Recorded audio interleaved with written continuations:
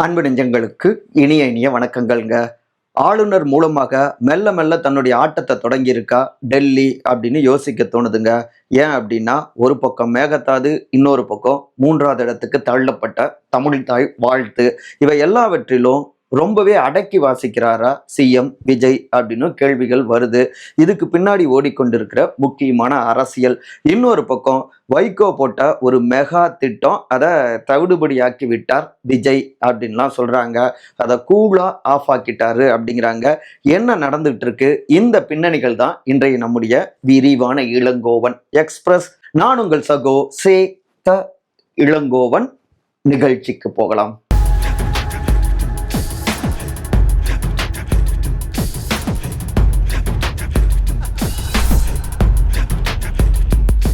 கடிதம் எழுதிட்டா காவிரி தண்ணீர் வந்துடுமா? ட்வீட் போட்டுட்டா மீண்டும் தமிழ்தாய் வாழ்த்து முதலிடத்துக்கு வந்துடுமா? துணிச்சலா எதிர்பாரா சிஎம் சார்?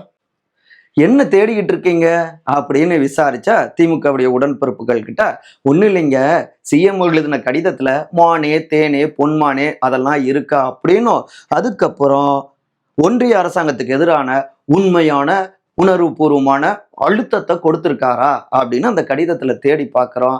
எங்க தென்னாலும் அப்படி எதுவுமே தென்படலைங்க அப்படின்னு நையாண்டியாக சர்க்காசமாக பதில் கொடுக்குறாங்க திமுகவுடைய உடன்பிறப்புகள். என்னங்க ஒண்ணுமே புரியலையே, கடிதத்தை எடுத்து வச்சுக்கிட்டு ஏதோ பேசுறீங்களே அப்படின்னு கேட்டா, இதே மாதிரி தாங்க முந்தைய ஆட்சி காலத்துல முந்தைய முன்னாள் முதலமைச்சர் திரு மு.க.ஸ்டாலின் எங்களுடைய தலைவர், அவரு முதலமைச்சரா இருந்தப்ப என்ன சொன்னாரு? கடிதம் எழுதிட்டு தூங்கிடுறாங்க, அந்த கடிதத்துல பார்த்தாலும் மானே தேனே பொன்மானே அப்படின்னு தான் இருக்கு, வேற என்ன இருக்கு அதுல? கடிதம் எழுதுறதெல்லாம் வேலைக்கு ஆகாதுங்க. ஒன்றிய அரசாங்கத்துக்கு எதிராக உண்மையான உணர்வுபூர்வமான அழுத்தத்தை கொடுக்கணும், அதுதாங்க அப்படின்னு என்னென்ன மாதிரிலாம் டிசைனா பேசினாரு. கடைசியா எல்லாம் சினிமா டைலாக் தானா? அதிகாரத்துக்கு வந்த உடனே அப்படியே பம்புறாரே இப்ப இருக்கக்கூடிய சிஎம் அப்படின்னு அட்டாக் பண்றாங்க திமுகவினர் மற்றும் பல்வேறு எதிர்கட்சியினர். ஏன் அப்படின்னா, தற்போது மேகதாது அணை கட்ட தமிழ்நாடுடைய அனுமதி வாங்கணும்னு அவசியம் இல்லை அப்படிங்கிற ரீதியில ஜல் சக்தி துறையுடைய இணை அமைச்சர் சென்ட்ரல் மினிஸ்டர் திரு ராஜ்பூஷன் சௌத்ரி அவரு பேசியிருக்காரு. இதுக்கு கடும் எதிர்ப்புகள் எல்லா பக்கத்துல இருந்து வந்துட்டு இருக்கு. இந்த நிலையில தான் தமிழ்நாட்டுடைய உரிமையை பாதுகாக்கணும், அமைச்சர் பேசியதை திரும்ப பெற வேண்டும் அப்படின்னு பிரதமர் திரு நரேந்திர மோடிக்கு கடிதம் எழுதியிருக்காரு தற்போதைய சிஎம் திரு ஜோசப் விஜய்ங்க. அவருடைய அந்த அறிக்கையை பார்த்தோம்னா, அந்த கடிதத்தை பார்த்தோம்னா ரொம்ப சாஃப்டா இருக்கு, மைல்டா இருக்கு.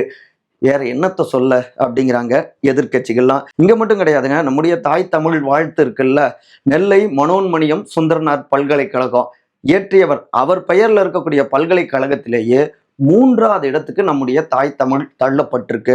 அதுலயும் காலையில இருந்து மதியம் வரை எந்த விதமான ரியாக்ஷனும் இல்லை சிஎம் கிட்ட இருந்து.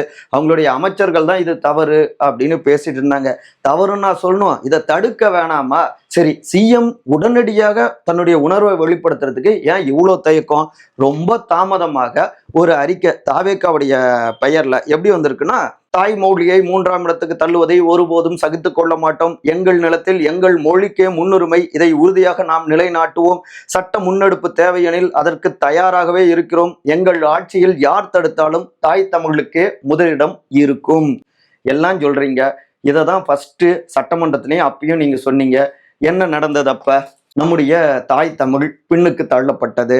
அப்ப என்ன சொன்னாங்க? இது ஆளுநருடைய நிகழ்வு. அதே நேரத்துல நம்முடைய தமிழ்நாடு அரசு முன்னெடுக்கிற எல்லா இடத்திலும் தாய் தமிழ் வாழ்த்து தான் முதல்ல பாடப்படும் சொன்னீங்க. ஆனாலும் இப்ப ஆளுநர் திரு அர்லேக்கர் நம்ம தாய் தமிழ் வாழ்த்த பின்னுக்கு தள்ளியிருக்காரு 3வது இடத்துக்கு. இது கொஞ்சம் கூட ஏற்றுக்கொள்ளவே முடியல. வெஸ்ட் பெங்கால்ல கூட இதை அமைச்சர் திரு நிர்மல்குமார் தெரிவிச்சிருக்காரு, அங்க கூட அவங்களுடைய மாநில பாடல் தான் முதல்ல ஒழிக்கப்படுது அப்படின்னு. ஆனா இங்க ஏன் விட்டீங்க? ஏன் சிஎம் உடனடியாக காத்திரமாக இது தவறு, எங்களுடைய மண்ணுக்கு எதிராக எங்களுடைய பண்பாட்டுக்கு எதிராக நீங்க இருக்கீங்க அப்படின்னு ஏன் அவரால் பேச முடியல? எங்களுடைய மண்ணில் எங்களுடைய மொழிக்கு தான் முன்னுரிமை அப்படின்னு உடனடியாக ஒரு சிஎம் ஒரு ட்வீட் போட்டிருக்கலாமே, பேசியிருக்கலாமே. இல்லை எல்லாத்துக்குமே சிஎம் தான் பேசணுமா அப்படின்னு சிலர்லாம் கேட்குறாங்க. ஓகே, சிஎம் ஒரு ஏரியாவில் சாலை பிரச்சனை ஆயிடுச்சு திடீர்னு, இல்லை அங்கே வேற ஏதாவது அடிப்படை சிக்கல்கள் ஏற்பட்டிருக்கு வாழ்வாதாரத்தில், இல்லை அங்கே எங்கேயாவது குடிநீர் போன்ற இந்த பிரச்சனைகள் வருது அப்படின்னா அதுக்கு உடனடியாக அந்த சட்டமன்ற உறுப்பினரோ இல்லை அங்கே இருக்கக்கூடிய அதிகாரிகளோ என்ன அப்படின்னு சொல்லி பார்க்கலாம். இது அப்படி இல்லை. ஒரு மாநிலத்துடைய பண்பாடு சார்ந்து, கொள்கை சார்ந்து, நம்மளுடைய தொன்மை சார்ந்த ஒரு விஷயங்க மரபு. இங்க நம்முடைய தமிழ்தாய் வாழ்த்து முன்னாடி பாடப்படுவதற்கு பின்னாடி பெரிய வரலாறு இருக்கு. பேரறிஞர் அண்ணா எங்களுடைய கொள்கையில ஒருத்தர், அவரை நாங்க பின்பற்றுகிறோம் அப்படின்னு சிஎம் சொல்றாரு. அப்படி இருக்க இங்க தமிழ்நாடு அப்படின்னு பெயர் வைத்ததுக்கு பின்னாடியே எவ்வளோ நீண்ட நெடிய வரலாறு இருக்கு. ஐயா சங்கரலிங்கனார் அவர்களுடைய 75 நாட்கள் உண்ணாவிரதம் இருந்து மதராஸ் மாகாணத்துக்கு தமிழ்நாடு அப்படின்னு பெயர் மாற்றம் ஏற்பட்டது. பேரறிஞர் அண்ணா அவர்கள் முதலமைச்சரான பிறகு தமிழ்நாடு அப்படின்னு இந்த பெயரை சூட்டி அதை உறுதிப்படுத்துறாங்க சட்ட ரீதியாக. இப்படி ஒவ்வொன்றுக்கு பின்னாடியும் ஒரு நீண்ட நெடிய போராட்ட வரலாறு இருக்கு. அதையே தங்களுடைய கொள்கையா தாங்கி இருக்கக்கூடிய தாவேகா, அதை சொல்லியே ஆட்சி பொறுப்புக்கு வந்திருக்கிற முதலமைச்சராகி இருக்கிற திரு விஜய், ஆனா அவர்கிட்ட இருந்து வீரியமாக உணர்வுபூர்வமாக அவருடைய பாணியில சொல்லணும்னா உண்மையான உணர்வுபூர்வமான அழுத்தமான எந்த விதமான பதிலடிகளும் எதிர்வினைகளுமே இல்லை. சென்ட்ரல் பாஜக அரசாங்கத்தை நோக்கி என்னத்தை சொல்றது அப்படின்னு கொதிக்கிறாங்க பல்வேறு சமூக ஆர்வலர்களும், இன்னொரு பக்கம் பல்வேறு எதிர்கட்சிகளும். ஆனா இதுக்கு பின்னாடி வேறொரு அரசியலும் ஓடிக்கிட்டு இருக்குங்க. ஆளுநர் மூலம் டெல்லி ஆடும் சதுரங்க வேட்டை. அடங்கி போகிறாரா விஜய்? பல்கலைக்கழகங்களுடைய பட்டமளிப்பு விழாக்கள்ல முதல்ல வந்தே மாதரம் பாடப்படணும், அடுத்து தேசிய கீதம் பாடப்படணும், மூன்றாவதாகத்தான் தமிழ் தாய் வாழ்த்து பாடப்படணும் அப்படின்னு ஆளுநர் மாளிகையிலிருந்து அறிவுறுத்தி இருக்காங்க. இப்படி செயலின நடவடிக்கை எடுக்கப்படும் அப்படின்னு அறிவுறுத்தி இருக்காங்க. அதனாலதான் இப்படி ஆச்சு அப்படிங்கிற ரீதியில நெல்லை மனோன்மணியம் சுந்தரனார் பல்கலைக்கழகத்துடைய துணைவேந்தர் திரு சந்திரசேகர் அவங்க தரப்பு விளக்கம் கொடுத்திருக்காங்க. ஆனா அப்படி இல்லைங்க, நிச்சயமாக நம்முடைய எதிர்வினையை நம்ம காட்டியிருக்க முடியும், அதற்கான நியாயங்கள், தேவைகள், உரிமைகள் இங்க இருக்கு அப்படின்னு மறுக்கிறாங்க கல்வியாளர்களும் சமூக ஆர்வலர்களும் எதிர்கட்சிகளும். ஒரு சின்ன பிளாஷ்பேக்கை நம்ம கிட்ட சுட்டி காட்டுறாங்க. கடந்த 2025 அப்போதைய குடியரசு துணைத் தலைவரான திரு ஜெகதீஷ் தன்கர் அவருடைய தலைமையில ஊட்டியில துணைவேந்தர்கள் மாநாட்டை கூட்டியிருந்தாரு அப்போதைய தமிழ்நாடு ஆளுநரான திரு RN ரவிங்க. ஆனா உச்ச நீதிமன்றத்துடைய தீர்ப்பின்படி துணைவேந்தர்களை நியமிக்கக்கூடிய அதிகாரம், அவர்களை கூட்டும் அந்த அதிகாரம் மாநில அரசாங்கத்துக்கு மட்டுமே இருக்கு அப்படின்னு சொல்லி தமிழ்நாட்டில் இருக்கக்கூடிய சுமார் 32 பல்கலைக்கழகங்களுடைய துணைவேந்தர்களையும் அதுல பங்கேற்காதபடி செய்தது அப்போதைய திமுக அரசு, அப்போதைய முதலமைச்சரான திரு மு.க. ஸ்டாலின் அவருடைய அரசாங்கம். இந்த மாதிரி நிச்சயமாக நம்முடைய எதிர்வினையை இப்பொழுதும் காட்டியிருக்க முடியும். அதற்கு துணிச்சல் வேண்டும். ஏனோ இந்த தாவேக அரசாங்கத்துக்கு இல்லையோ அப்படின்னு சுட்டி காட்டுறாங்க, கோடிட்டு காட்டுறாங்க திமுக உள்ளிட்ட பல்வேறு எதிர்கட்சியினரும். அது மட்டும் இல்லாம பாஜகவுடைய இந்துத்துவ கொள்கை சார்ந்த பல்வேறு அதிகாரிகளை, பல்வேறு துணைவேந்தர்களை மாநிலங்களுக்குள்ளார ஏற்கனவே முந்தைய அதிமுகவுடைய 10 ஆண்டு ஆட்சி காலத்திலேயே கொஞ்சம் கொஞ்சமாக நுழைத்து விட்டார்கள். அவங்க தான் இன்னைக்கு மாநிலத்துடைய அந்த கொள்கைகள், தமிழ்நாட்டுடைய அந்த கொள்கைகள், சித்தாந்தம், அந்த வரலாறு, இவை எல்லாவற்றுக்குமே இந்த பண்பாட்டுக்கு எதிராக தொடர்ந்து செயல்பட்டு இருக்காங்க. முந்தைய திமுக ஆட்சியிலையும் அவங்க பல்வேறு குடைச்சல்களை கொடுத்தாங்க. ஆனாலும் கூட உடனுக்குடன் எதிர்வினை ஆற்றிக்கிட்டே இருந்தாங்க. RN ரவி அவர்களுக்கு எதிராக கடும் ஒரு அரசியல் போரையே முன்னெடுத்தாங்க அப்போதைய திமுக கூட்டணி கட்சிகள். இப்ப ஆட்சி மாற்றம் ஏற்பட்டுருச்சு, ஆனாலும் கொள்கை மாற்றம் கிடையாது. நாங்க தந்தை பெரியார் வழியில, அண்ணா வழியில தான் நாங்க வரோம்னு சொல்ற தாவேக அரசாங்கம் வீரியமா ஆளுநர்களுடைய செயல்பாடுகளை எதிர்த்தா நிச்சயமா நம்முடைய மரபை, பண்பாட்டை காப்பாற்ற முடியும். அதைத்தான் தாவேக அரசாங்கத்திட்ட எதிர்பார்க்கிறோம் அப்படின்னு பல்வேறு சமூக ஆர்வலர்களும் சுட்டி காட்டுறாங்க. தமிழக வாழ்வுரிமை கட்சியுடைய தலைவர் திரு வேல்முருகன் நம்மகிட்ட கொடுத்த நேர்காணல்ல கூட, அந்த நேர்காணலை இங்க முதல் கமெண்ட்ல டிஸ்கிரிப்ஷன்ல நம்ம பதிவு பண்றோம். சிஎம் விஜய் மாநில உரிமைகளை விட்டு கொடுக்க கூடாது, வீரியமாக அட்டாக் பண்ணணும், ஆனா அவர் ஏதோ அமைதியாவே இருக்காரு, சரியில்லை அப்படின்னு கடுமையாக விமர்சிச்சிருக்காரு, எதிர்பார்ப்புகளையும் பதிவு செஞ்சிருக்காரு. ஆனா இங்க டெல்லியை பொறுத்த வரைக்கும் இப்ப இருக்கக்கூடிய இந்த அரசாங்கத்தை வச்சு புது கேமையும் ஆட தொடங்கியிருக்கு அப்படிங்கிறாங்க. ஆளுநரை வைத்து முதலாவதாக தாவேகா ஆட்சி அமைஞ்சாலும் கூட தனி பெரும்பான்மை கிடைக்காம தாவேகா இருக்காங்க, பலகீனமா தான் இருக்காங்க. இது பாசிட்டிவ் 1ன்னு கணக்கு போட்டிருக்காங்க. இரண்டாவதாக தாவேகாவில் இருக்கின்ற காங்கிரஸ் கூட்டணி, அவங்க ஒரு தேசிய கட்சியா இருக்காங்க, கூட்டணி ஆட்சியிலையும் அவங்க பங்கெடுக்கிறாங்க. ஸோ கொஞ்சம் கொஞ்சமாக சில தேசிய கொள்கைகளை எதிரியாக இருந்தாலும் அவங்க மூலமாகவும் இங்க கொண்டு வரலாம் அப்படின்னு நினைக்கிறாங்க. இதில் ஒன்றாகவே மேகதாது அணை விவகாரம், காவிரி போன்ற எல்லா விஷயங்களிலும் கர்நாடகத்துல காங்கிரஸ் ஆட்சி செய்வதால அவங்களும் மேலோட்டமாகத்தான் தமிழ்நாடு உரிமை சார்ந்த விஷயங்களை முன்னெடுப்பாங்க. ஏன்னா கர்நாடகாவில் அவங்க ஆளுங்கட்சி அதுதான் பிரதானமாக நினைப்பாங்க. இந்த கேப்பை நம்ம வாய்ப்பாக பயன்படுத்திக்கலாம் அப்படின்னு ஒரு கணக்கு இருக்கு. பாசிட்டிவ் 2 பாசிட்டிவ் 3ன்னு பார்த்தோம்னா கர்நாடகத்தில் விரைவில் வர இருக்கின்ற சட்டமன்ற தேர்தல். அதனால இயல்பாகவே அங்கே ஏற்கனவே பாஜகவும் ஆட்சியில் இருந்திருக்காங்க. மீண்டும் ஆட்சியை பிடிக்கணும் அப்படிங்கிறதுக்காக கொஞ்சம் கர்நாடக சட்டமன்ற தேர்தல் அரசியல் கணக்குகளும் தூக்கலா வெளிப்படும். அதுதான் இப்போ சென்ட்ரல் மினிஸ்டர் தமிழ்நாட்டுடைய அனுமதி வாங்கணும்னு அவசியம் இல்லை அப்படின்னு பேசினது எல்லாமே மேகதாது அணை விவகாரத்துல. 4வதாக இங்கே தாவேக அரசாங்கத்துக்கு எதிராக ஒற்றை எதிர்ப்பு முகமாக ஒருங்கிணைந்த எதிர்ப்பின் முகமாக எதிர்க்கட்சியாக திமுக இருந்துவிடக்கூடாது.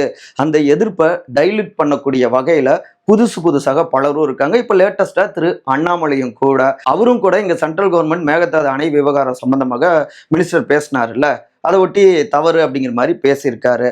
அப்ப எதிர்ப்பு டைல்யூட் ஆனதுன்னா அங்க திமுக பிரதானமா இருக்காது. இந்த திராவிட தமிழ் தேசிய கொள்கை பிரதானமா மாறாது. இன்னொரு பக்கம் தேசிய அரசியல் நலனை கொண்டு இருக்கக்கூடிய அண்ணாமலை போன்றவர்களே பிரதானமா மாறுவாங்க.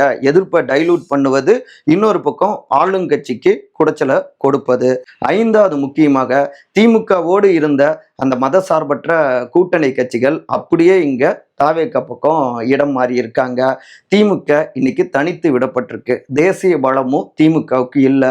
அதனால வீரியமாக எல்லாவற்றிலுமே தேசிய கட்சியை ஆளுங்கட்சி பாஜகவை அட்டாக் பண்ண மாட்டாங்க. அந்த அரசியல் விளையாட்டுல கொஞ்சம் சாஃப்டாகத்தான் அவங்க தங்களுடைய கேம் பிளானை முன்னெடுப்பாங்க.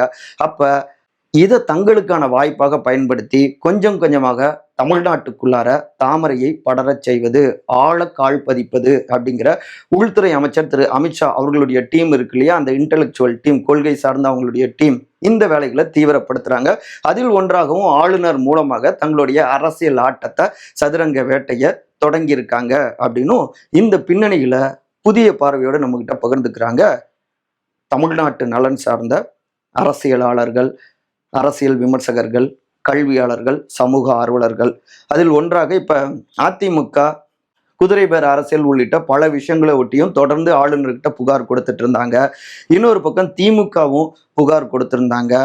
இதை வச்சு வாய்மொழியாக அதிகாரிகள் கிட்ட என்ன நடந்துகிட்டு இருக்கு அப்படின்னு ஏற்கனவே ஆளுநர் விளக்கம் கேட்டிருக்காரு, கிடுக்கிப்பிடி போட தொடங்கிட்டாரு அப்படிங்கிறாங்க. அதற்கு அடுத்தபடியாகத்தான் தமிழ்தாய் வாழ்த்த 3வது இடத்துக்கும் தள்ளி இருக்காங்க.